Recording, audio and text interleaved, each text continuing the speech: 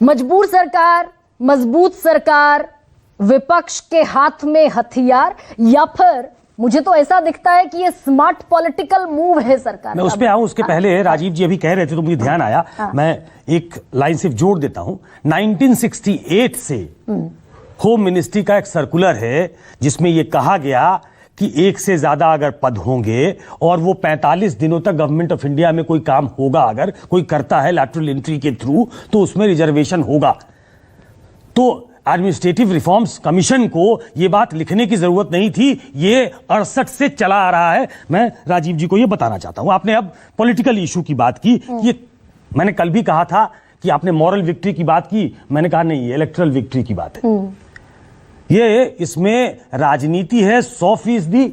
सुनील साजन की पार्टी, सुखदेव भगत की पार्टी इसमें राजनीति तो कर ही रहे हैं। कल भी मैंने कहा था कि कांग्रेस की जो पॉलिसी है उसमें तो कंप्लीट शिफ्ट है। At the risk of repeating मैं कहता हूं, कल चूंकि सुधांशु जी थे तो उनको लग रहा होगा कि मैं कल की बात रिपीट कर रहा हूं, लेकिन यह बताना जरूरी है। क्यों है? क्योंकि यह पॉलिटिकली फेचिंग है। 24 के चुनाव में इसका असर देश के सबसे बड़े सूबे में दिखा। जहां बीजेपी अनबीटेबल मानी जाती थी, वहां समाजवादी पार्टी बीजेपी से अच्छा परफॉर्म कर गई। समाजवादी पार्टी और कांग्रेस ने तो मिलकर आधे से ज्यादा सीट वहां जीत ली, 43।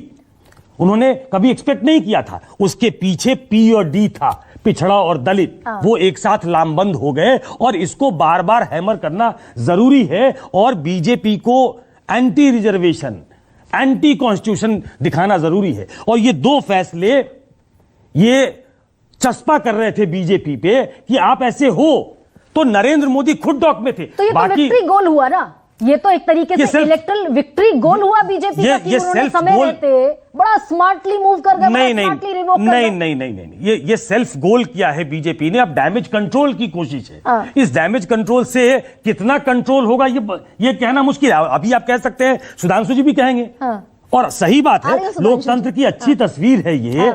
सुधांशु जी को भी मालूम है, राजीव रंजन जी भी पुराने आदमी हैं। पहले जो एनडीए थी उसमें नेशनल एजेंडा फॉर गवर्नेंस था।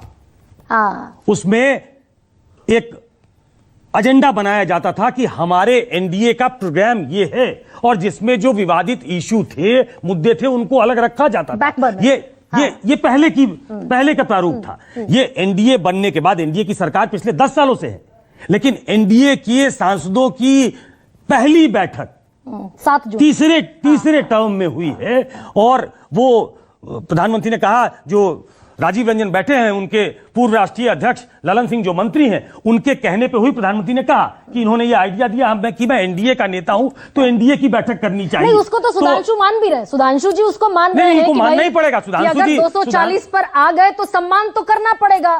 तो सुधांशु जी, अब मैं थोड़ा सा आगे की तस्वीर